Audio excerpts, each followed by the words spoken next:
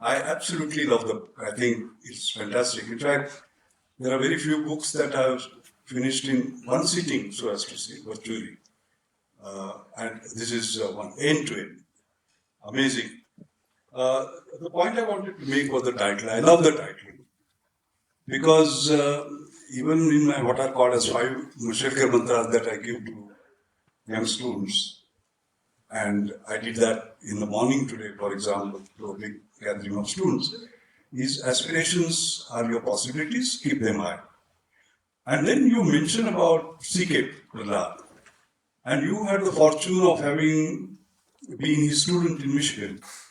I wish I was his student. And he said that there is aspiration, there is resources, and you have to keep the aspirations higher than the resources. But he went beyond and said that when resources increase, the aspirations come down. How do you? Yes, because when you're growing, that's the problem. Satisfied and so on. Alpasantushta, as we quite clearly say. And that, to me, struck as a very, very important message. And that's why this title, I absolutely loved it. And we started in exactly the same year as the emergency. So, when we were looking for a license, we discovered that while going to the government, they would not entertain a small company like us. And we were really a bunch of people rather than a company. So, then we found an opportunity and discovered that the UP government was sitting with a license. So we went to the UP government and somehow convinced them to form a joint sector undertaking. And as Charles was talking about, at that stage when we formed a joint sector undertaking, we also found that if we really wanted to make our company represent India. So Hindustan and India were two very important pieces for us. So we wanted to call our company Hindustan Computers, but Hindustan was only given to large companies or public sector undertakings. So we found a route because we were a joint sector undertaking, and therefore we managed to get the name Hindustan.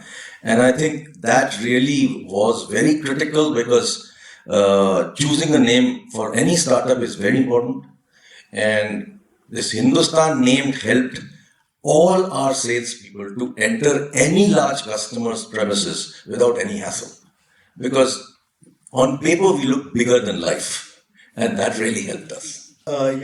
Since we're on the early days of HCL, what was the founding team up against? Really, I mean, you recounted some anecdotes about, you were in your early 30s and you had to do what the team said. Mr. Malhotra is here, I'm sure he has a lot of memories out here. You had originally planned to build hardware, but you pivoted into software. Now, these are not easy things to do. Can you take us through what it was like during those early years? See, during the early years when we started, there were just 100 computers in the country. And that's the opportunity we saw in starting a computer company. And we wanted to design and manufacture everything ourselves. And that's how we got going. And we created a large R&D to start with. The interesting part is that when we were starting the R&D, we'd already started sales and marketing. So then Arjun came up with this beautiful brochure that he got created of a product called Micro 2200, which was our first product for scientific and engineering calculations. And we started marketing the product even before the product was ready. So no product, just a breadboard model in R&D, and there we are selling the product. So that's how we, hired the best salespeople, and we went to, MBA schools and offered them salaries which were not heard of. And the highest salary was 2,000 rupees. And that 2,000 rupees were much more than what we were taking ourselves. So when we were all there for the hiring of people from the Institutes of Management in Calcutta, those guys turned around and said, why would we join you? Because we said we are offering the highest salary in the country. But they said, look, you're just starting out. So Arjun turned around and said, you're not joining a company. you're joining us for adventure. This is not a job, it's an adventure. And that's how we started. So those are the kind of things that we did those early days of creating the company from scratch. And when we were actually marketing our product, we went to professors in institutes of IITs and others and said, "You're a professor, we are just like a student to you. We would like you to encourage us to buy this product." So they said, "But your product is not ready." I said, "No, the product is sort of ready in the R&D. If you come to Delhi, we'll show it to you." And on that basis, the first order was obtained from, you know who? Rakesh, IIT Kharagpur. So IIT Kharagpur was Arjun's IIT too, and we got our first order from IIT Kharagpur. And based on that IIT Kharagpur order, I took that order to IIT Madras and said, "If IIT Kharagpur can buy, you can also buy." And that's how the whole story started. We started getting business. And one of the things that all the government organizations told us is that if you don't deliver before 31st March next year, our funds will go away. And luckily, we managed to produce the product, design the product, make it, and deliver it on time. And I still remember in Madras, I had sold 6 machines to IIT Madras, and I had that beat up old Fiat, and I went to the airport, picked it up, brought to the IIT, and delivered it personally. Otherwise, HCL wouldn't have been there today. You know, I've been on the Microsoft External Research Advisory Board, and Bill Gates, we had a dinner come discussion in Delhi, I remember, before I took over. And we had in that conversation Nandan Nilekani, then our Anand Mahindra, and people like that, 6 of us. And I remember Bill Gates telling us a story that he was invited to give the commencement lecture of Harvard University. And he said, "I've been the most successful dropout in the history." Which was right, of course. Yeah. And then he recounted something that hardware, since we talk about hardware, there was a company, Albuquerque, which was going to actually manufacture hardware. So he said, if they're going to manufacture hardware, they will require software. And he was very young, some 19, 20, and he phoned them up and said, "I'll give you the software because we'll need it." And the company said, "We are not yet ready. All right, come after a month." And that's what he said, like what you just now said. He said, "Thank God they said come after a month because I did not have the software that I had." It's just 2 things. Yes. You know, I always say it is talent, technology, and trust that matters. You have the talent, you have the technology, but you have the trust in yourself. I think that is a fundamental. Yes. That shows up from this particular story. That is the intervention I wanted. Sure. Sure, no, it makes a lot of sense. And in fact, I have a follow-up question on this one for the both of you, actually. But you wanted me to talk about the pivot to software. Yeah. So I will complete that part. Yeah. We actually decided to form HCL America. And Arjun went to the US to get it started. And we had decided to manufacture computers in America based on entry strategy written by McKinsey. And so we said, okay, we'll go and make computers there. And so we set it up in Silicon Valley. And we actually set up the manufacturing plant. Everything got started. We started getting business. Everything was done. And we would have actually started to ship pretty soon because manufacturing had started. And at that particular time, we discovered that one of our largest customers was bought over by somebody else. And then the second thing was that we didn't have the right technology in the power supply to be fit for the US market. And that is something that we discovered too late. So by that time, we had borrowed huge amount of money from ICICI and we didn't know what to do. So at that stage, the strategy that we adopted was to pivot to software that particular time. And because we felt that we had the best engineers in the world who knew how to write Unix code. And if we went to large R&D labs of big companies like Hewlett-Packard, they would easily take our engineers. So that's how we started our software business, and it pivoted from hardware to software. the confidence to stay put. Now, say for instance, you made the point that you didn't have a product, but you went ahead and sold it, or stayed invested in it. Where does that confidence come from? And Professor Mashelkar, I want to use that as a segue because there was a time when, as a country, we were starved for resources, but still India managed, and you were there witnessing, and you were sharing. I mean, there was a delta, as Ajay put it, between resources and aspiration. How did you kind of cover that ground? So, Ajay, would you like to? I think I'll defer to him because I think this is something we discussed many, many years ago. Yeah, no. No, I think, C.K. Prahlad and I have written this paper on innovation's holy grail, more from less for more, in a Harvard Business Review. What was the condition at that time? I was trained as a rheologist, as an expert in non-Newtonian fluid mechanics. And this is dealing with complex materials, complex fluids, viscoelastic fluids, and so on. So for measurement, we required Weisenberg-Ryogon model R18. I still remember the model number. And Ajay, it will take 2 years.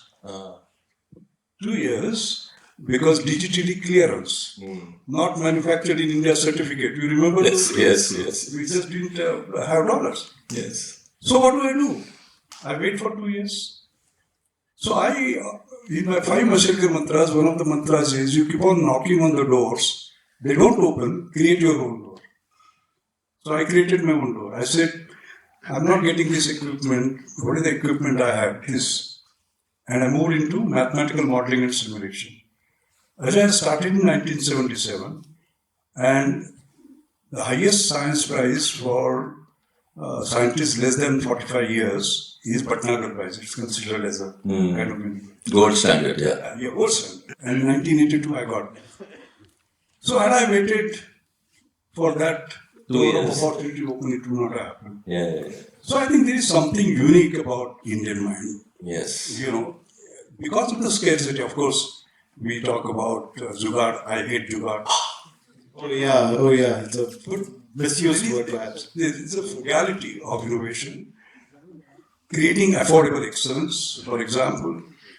And there, India is absolutely supreme. With the least resources, how we can get product. Because we are trained like that, somehow. At least our generation was. Because we just didn't have things, basically. When you have, I remember today, the sun still rises in the east, and because of online and the availability of e-journals and so on, we actually are able to read things before Harvard wakes up.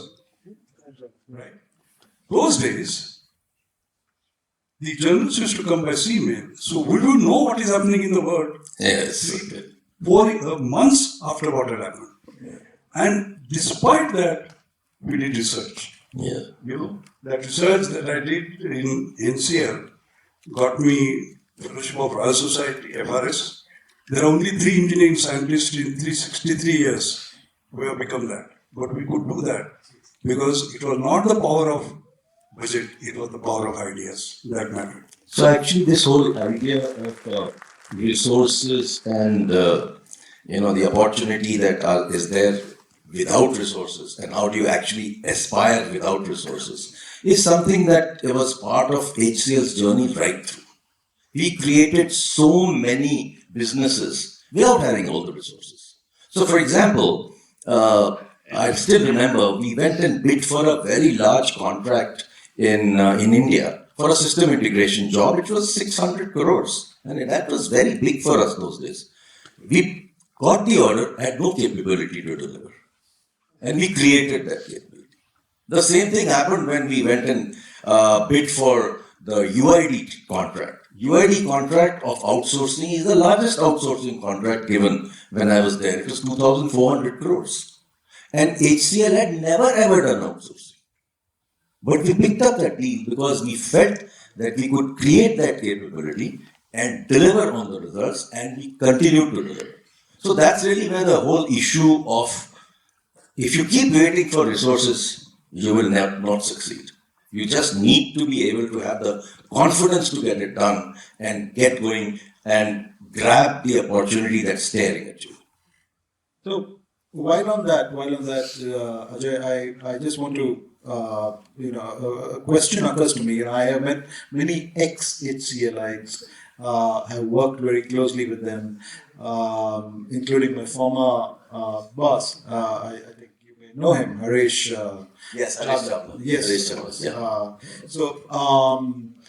yeah. They all swear by HCL, but when there's a lack of resources, we're also talking about does brutality seep in? The culture of brutality. When I mean brutality, brutal working hours, brutal demands. How do you walk that thin line of keeping people engaged and at the same time Well, that was what made HCL. That's what made HCL. When we used to have a program called Senior Management Trainees, people from management schools will join us, and they were pretty much told right from the beginning that this program is a 0 or 1 program. In 18 months, either you succeed or you leave the company. And if you actually succeed, you get 2 layers above. You can go up. And that's really what created HCL, because what we discovered very early days of HCL is that what people deliver under pressure is whole lot better than they deliver any other time. You look at COVID. During COVID, look at the kind of inventions that took place in India and the interventions that took place. Ventilator got created in 90 days. All these things happened because we were under a pressure to make things happen.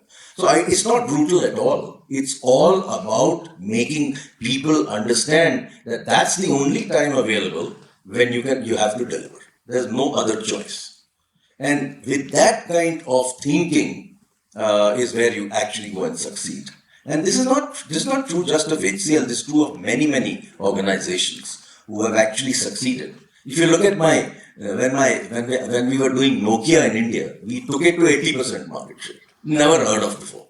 How did we do it? We changed from monthly, quarterly numbers to what I used to do, daily numbers. Daily targets were given to people to succeed. And if they didn't achieve the daily targets, they were not successful. So we called it the ODI model of sales. But that's why we wanted to have run rate per day. And that run rate per day is something that they had to deliver. So that's what it's all about. I mean, we're very proud of what we did. Nothing brutal about it. Well, actually, I would have a discussion with him on what is the prediction as far as the future is concerned in terms of when will the Turing test will be passed? When will singularity happen? And if we actually start to think like that, what will be the impact of Chat GPT, GPT-4, GPT-5, GPT-6 on all of this? Yeah. It's very interesting. As I said, I've read your book end to end. I will read out the way you end the book.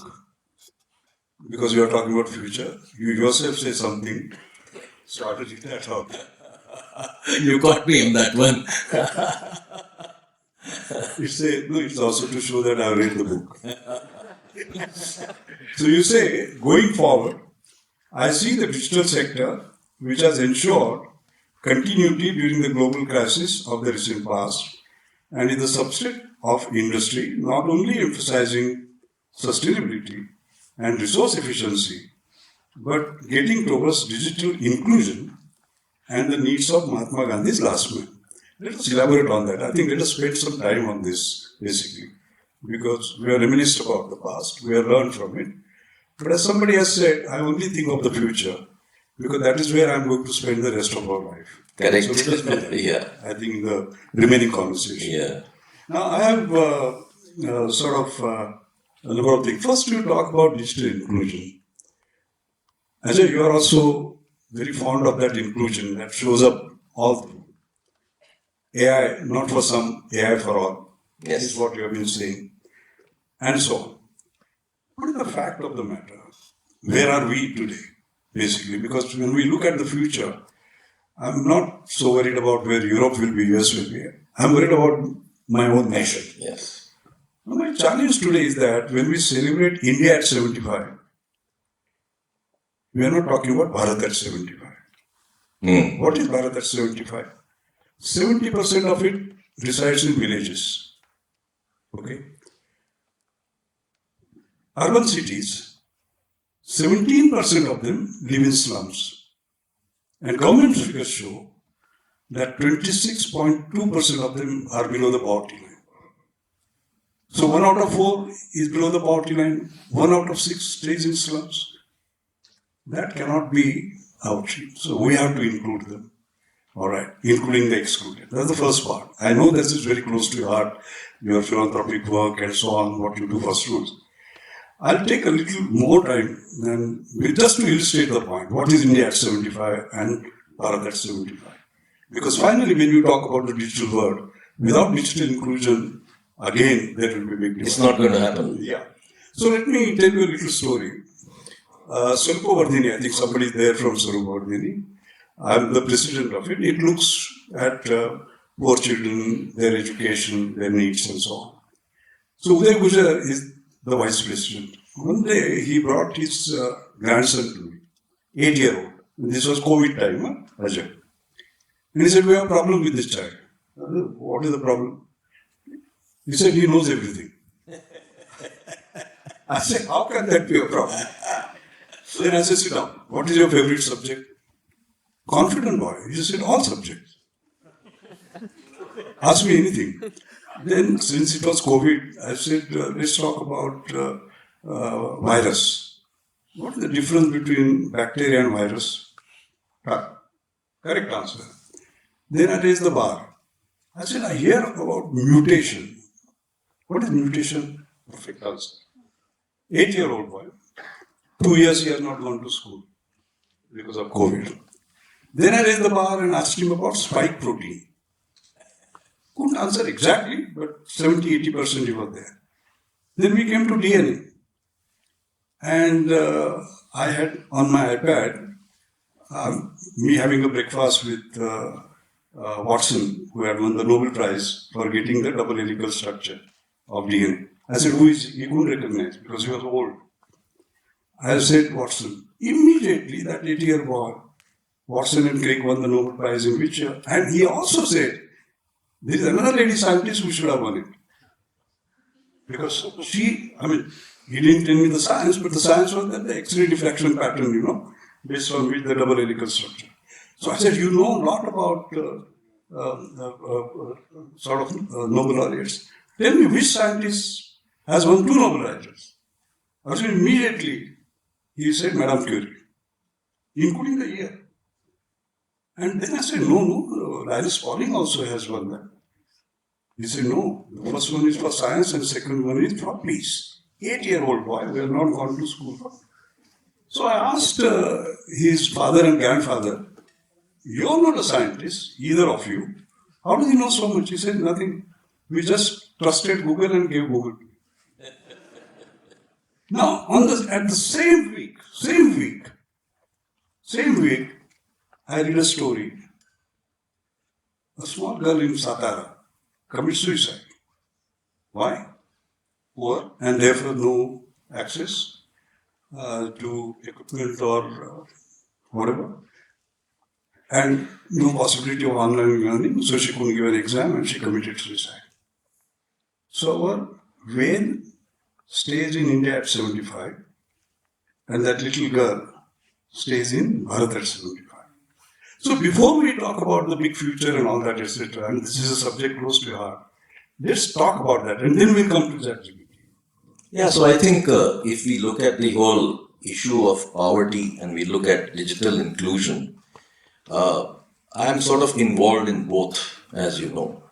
As far as poverty is concerned, I work with a very nice organization called Nudge Institute in Bangalore.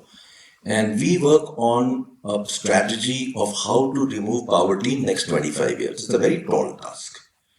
But a small beginning has been made with the BRACS model from Bangladesh, and we go and implement it in small villages. So I decided that, oh, yes, I'm giving them some funding for doing this. Let me go and see what they're doing. So I actually went to villages and I've described it in my book. And what I discovered was absolutely amazing that when I talked to the Didis in the village and those who had gone through 4 years of training, I asked them, what's your bank account like? She said, turned around and said, I've got 15,000 rupees in my bank account. Now just imagine a completely ultra poor lady in a village having 15,000 rupees in their bank account, and every one of them had a bank account. So this is digital inclusion, and this is also a strategy towards reduction of poverty. If you look at my foundation, which me and Arjun have founded, it's called EPIC. If you look at the logo of EPIC, it's also in Braille, because we believe that inclusion is very important. And we are now creating products in India which are made specifically for the lower end of the market, where we want to take a tablet to a rural location where it can be repaired and upgraded and changed. So our thinking is very clear that we must look at the bottom of the pyramid. Yes, the way CK used to talk about bottom of the pyramid, that was supposed to be gold. We are looking at a very different kind of gold. We want to make sure that we make a difference at the bottom of the pyramid, where the large part of India lies. So I think very critically, this is something that we need to do. But if we start to look a little next 15, 20 years, where should India go? And I think I'm very convinced about one thing, having talked to you many times in the past, and also what I hear is that we have to depend on science and technology. It is very true that generative AI is a major breakthrough and a major opportunity. There is no question about that. If you just see, last 2 months, McKinsey has brought out 4 reports on generative AI. And the last report shows 4.2 trillion just for ChatGPT. Sort of, that is the kind of. So we have to sort of participate in that. There is no question about that. The productivity increase is phenomenal. I mean, you can write a full chapter, you can write a book, and the downside is that you can even write a research paper. Yes. And if you submit it to the journal, they are confused whether it is created by a man or a machine. And therefore, there are lots of issues about integrity, plagiarism, and so on and so forth.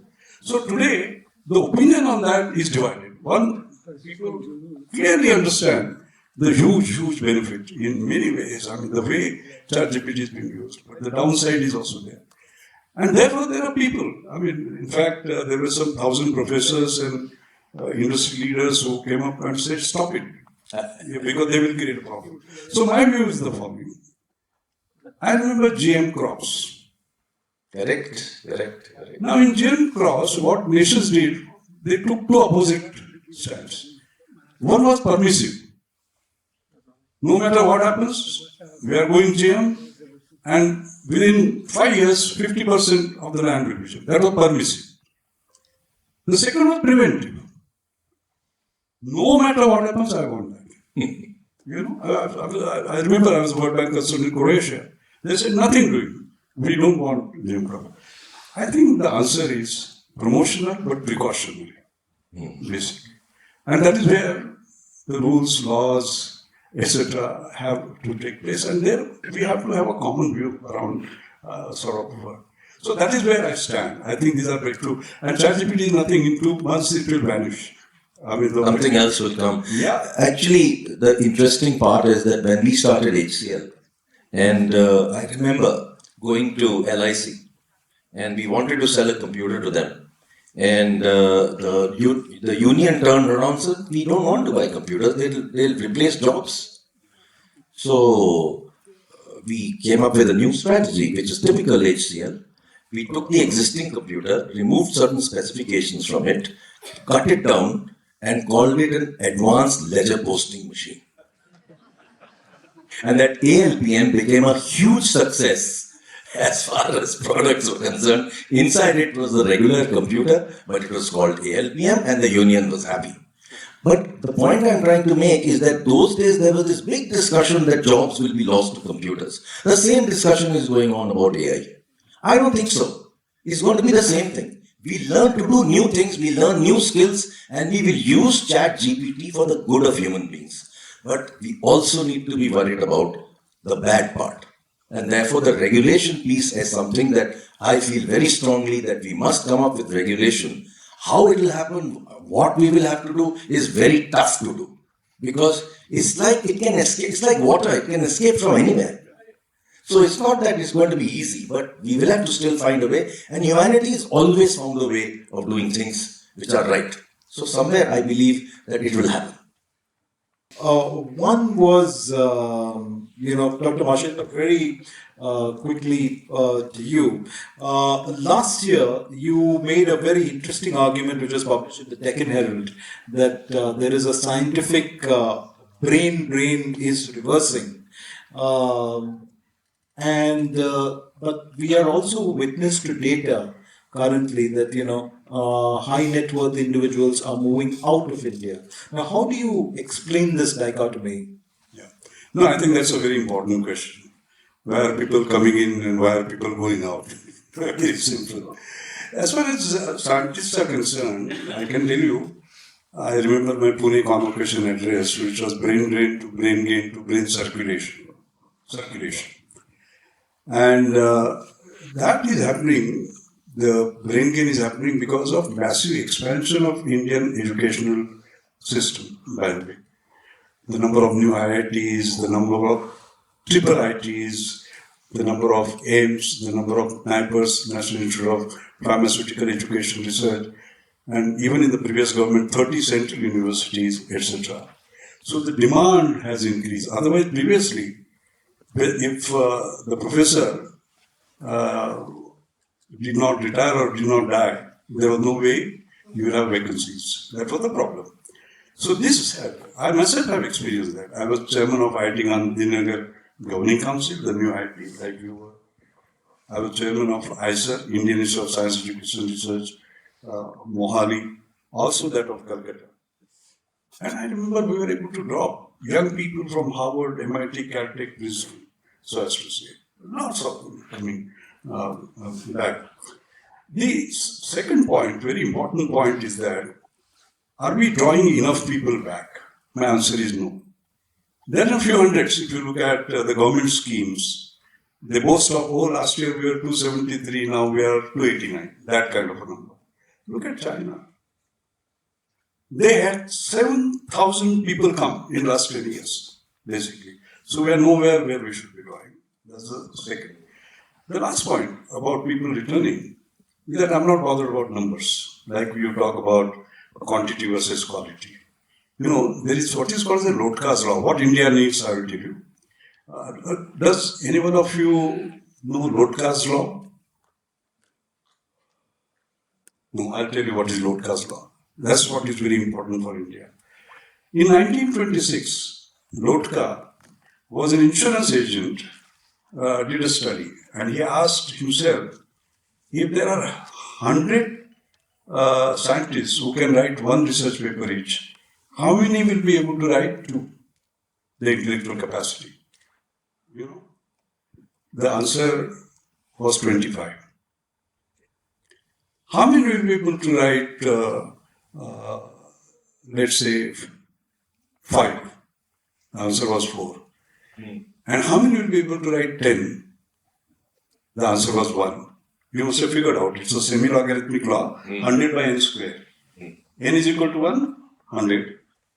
Alright, n is equal to 5, 100 by 25, 4, and n is equal to 10. What it says is that in a community of 100, the capacity to write 1 is 100, but capacity to write 10 is only 1. It's a common sense, like what we say, 80-20 rule, and then again 80-20, and so on and so forth. So what happens is that it is that one that we need to get back. But have scientists returned? That number I don't have. But the sense that I have, because I'm deeply connected, is that fraction is small.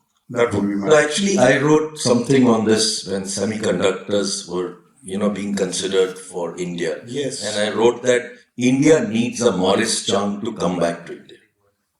That's how Taiwan semiconductor business got created.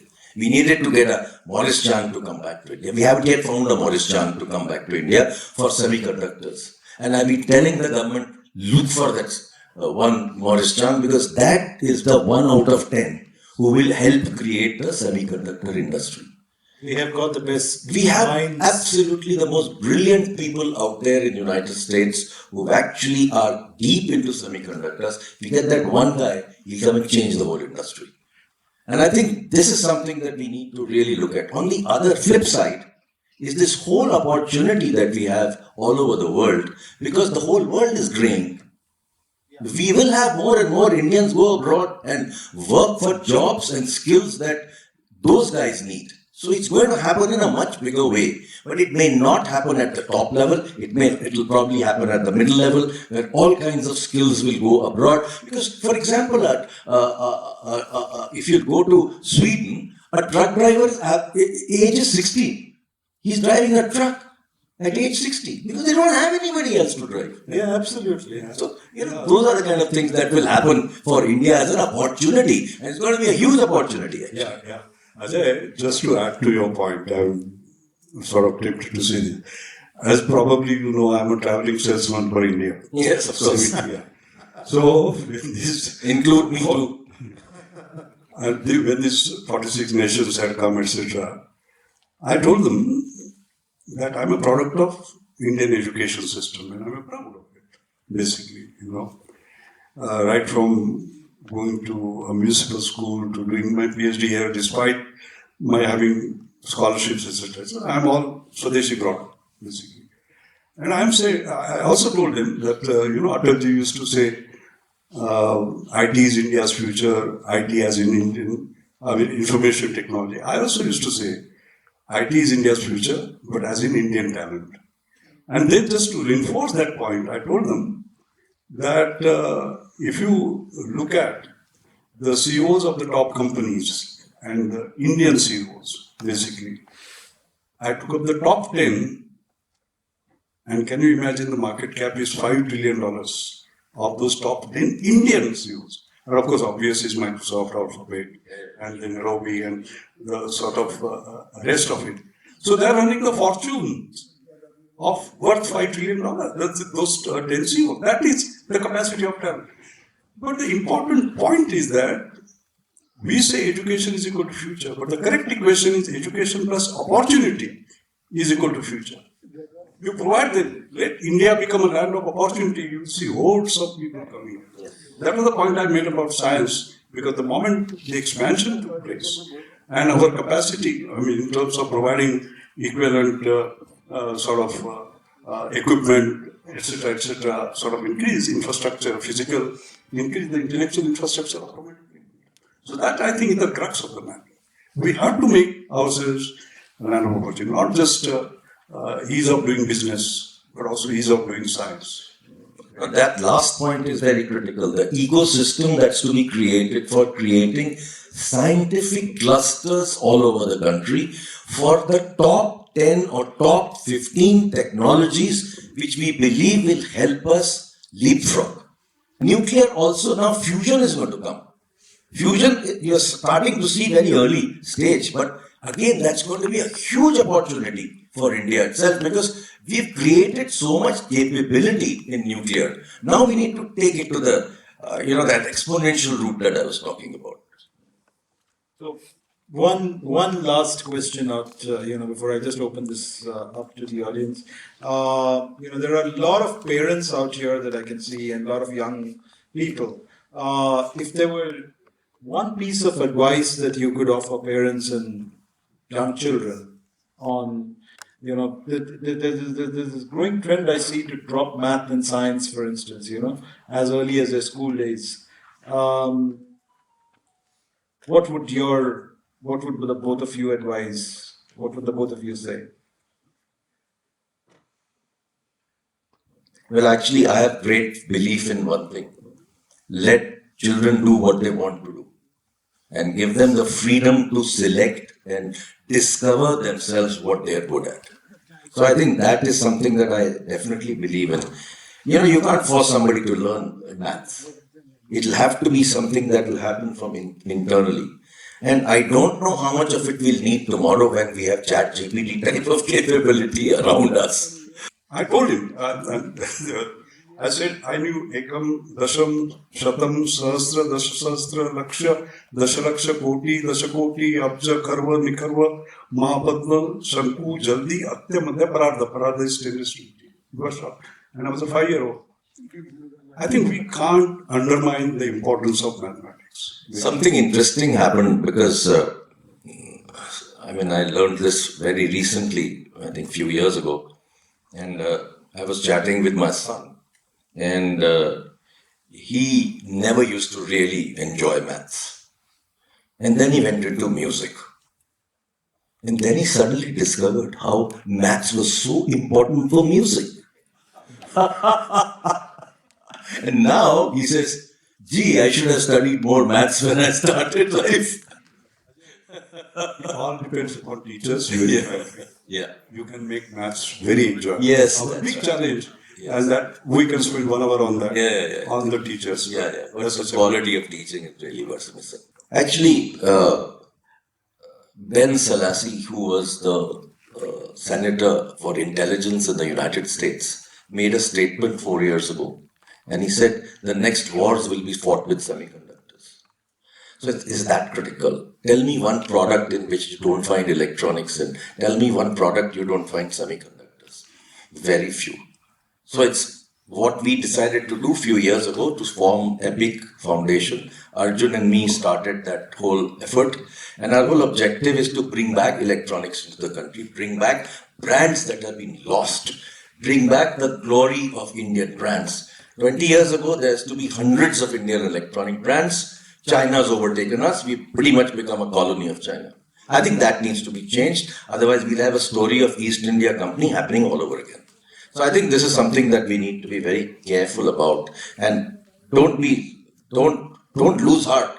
Electronics is the future. It will happen. Tell me which product doesn't have electronics. It will happen.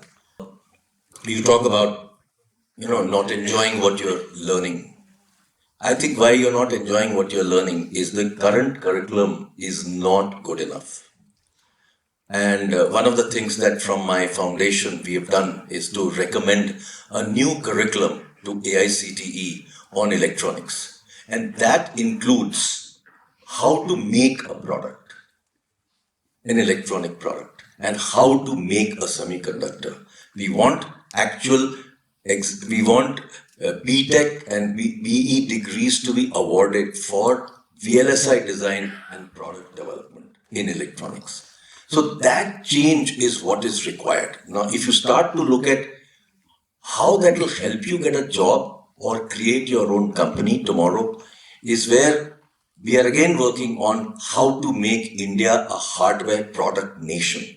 And inside that sits a very critical aspect, which is how do we design our own products and manufacture in the country. This is exactly where China has taken a leadership position. We need to do the same, and we need to do it better, and we need to make this happen. So that's as far as the electronics piece is concerned. Good evening, sir. My name is Satyendra Vishwakarma. I am from DRA. I am scientist, and I am grateful that sir is my alumni. So one of my question, it is Sam Altman. He told India can't make chat GTP. You might have heard, and it is hot topic nowadays. Being Indian, it is very hurting, but it is bitter truth also. But I am asking how it is truth. We can say we will make something like this. Definitely, we can make ChatGPT like this, but it is not coming automatically because someone has challenged. Then only we are telling, okay, we will make ChatGPT, and it will be successful. I am sure. but it is not coming like without any challenge. How can we do like this type of scenario, this type of culture? This is my question. I think that Sam Altman's discussion, I was there at that time, and I think it was a misunderstood question.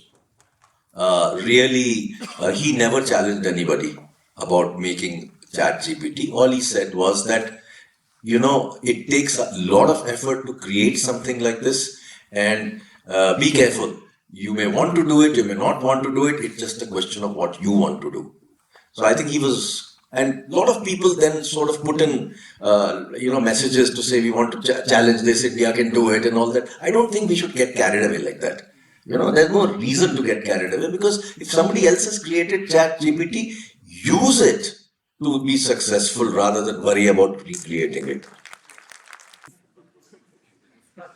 Thanks. I'm Dr. Pallavi Sajanakumar. I'm working with Indira Institute of Management. I'm a faculty. I'm very proud to be a teacher. My question to both of you is, I realize when I meet my students are not able to digest failures. There is less marks, you don't get a good job, you are not able to succeed in something, they get depressed. And both of you must have seen a lot of failures in your life. So how you have handled it, and how as a teacher what we should do so that we make the next generation of India shine brighter, they are able to accept the failure and we are able to lead India in the world. If you could say something on that. Thank you. The startup area, for example, if you have failed, and when you start a startup, when you failed in one, failed in the second one, when you go to a VC and ask for money, they respect you. So failure is not about actually failing, it's about learning. And if you actually learn from that failure, you'll succeed. So I think that's really what you need to sort of inculcate in the students as to how they can actually go about succeeding, and give them examples of what I've just talked to you about. That failure is accepted and failure is good if you want to succeed in what you want to do next. It's like, going into mountains and there are multiple peaks. The first peak you might slip down, but the second one you won't. Think like that. So I tell them about interpreting fail differently. Fail is FAIL, first attempt in learning. Your best guru is your last mistake, as long as you learn from it. That's the important part of it. And scientists learn it faster than anybody else, because the number of experiments that we do, the number of failures that we have, is anybody's sort of this thing. Edison's spirit, finally he got the bulb by failing 10,000 times, and then finally he created. That's where that purpose, perseverance and passion, as I say. Perseverance is one where quitters never win and winners never quit. And then finally sort of you win. And there I think there is another point that is coming up. I mentioned that yesterday also, and I've been talking about it. See, what is happening is, to my mind, the grand challenges, 5 grand challenges before the world. The first one I talk about is VUCA: volatility, uncertainty, complexity, ambiguity. We had COVID, then we had conflict, Ukraine. We don't know what will happen. Climate is a sort of a continuous issue. So you have to learn to survive and succeed, and for that need to be resilient. I have a lecture on 10 tenets of resilience. How you succeed: adaptability, agility, resilient thinking, autonomous innovation. There are a whole range of attributes. I would like to see this coming in the curriculum. Resilience is not taught. Innovation, etc., they find a place. In fact, at Monash University, I'm sorry, Matheson used to be professor, and I have a full lecture on that, and they are now incorporating it in the engineering curriculum. Because when you fail, you are still resilient and you succeed. How do you do that? So there is a lot of mental makeup issue on that. But it's a very good question. Well, what a wonderful evening we had, So the success of every event it is not only dependent on what is on this side of the dais, which is the speakers. And we had brilliant speakers this evening. But it also depends on the kind of the quality of the audience that we have on the other side. So I think the audience again deserves a big round of applause. Thank you, Dr. Mashelkar. Thank you, Arjun, for making it all the way. Thank you, Ajay. Thank you, Charles. The author is here. The books are outside for sale and an opportunity to get them autographed by the author. What more? We have tea and snacks. The perfect combination for this weather. Thank you.